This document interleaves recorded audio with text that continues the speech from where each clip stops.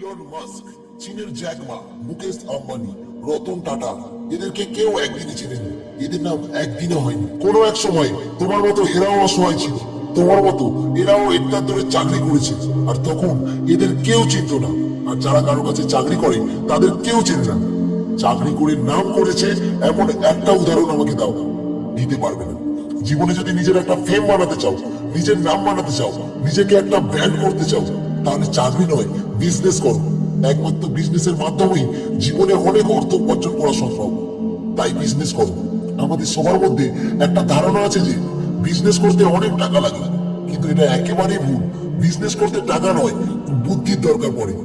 তুমি ভাবো, তুমি খোঁজো, দেখবে তুমি হাজার রাস্তা পেয়ে যাবে। কারোর কাছে চাকরি করলে আমাদের কোনো স্বাধীনতা থাকে না। আরে ভাই, ওরা আমাদের মানুষই ভাবে না। উঠতে বললে উঠতে হয়, আর বসতে বললে বসতে হয়। কিন্তু বিজনেসে তুমিই তোমার বস। এখানে তোমাকে কেউ উপদেশ দেবে না। যখন ইচ্ছে তুমি তোমার মতো করে সবকিছু করতে পারবে।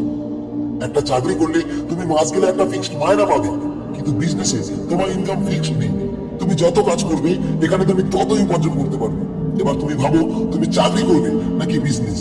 কথাটা দিতে হলেও এটাই সত্যি যে আমরা চাকরি করি লোকের চাকর হই।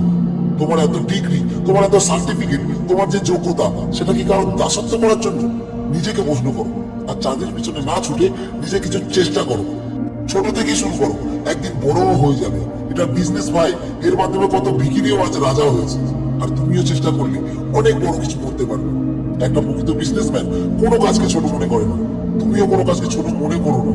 চাকরি করছো, সমস্যা নেই, তুমি করো, কিন্তু তোমার লক্ষ্য একটাই থাকবে, আমাকে বিজনেস করতে হবে। তার জন্য এখন থেকে একটু একটু করে প্রস্তুতি নাও। আর যখন মনে হবে তুমি রেডি, ছাড়ো চাকরি আর লেগে পড়ো তোমার লক্ষ্যে।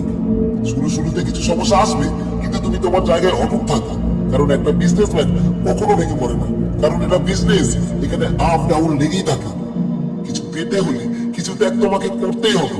হ্যাঁ, চাকরি ছেড়ে নতুন কিছু করাটা অবশ্যই রিস্ক, কিন্তু বস, তুমি জেনে রাখো, যে রিস্ক নিয়েছে সেই ইতিহাস করেছে।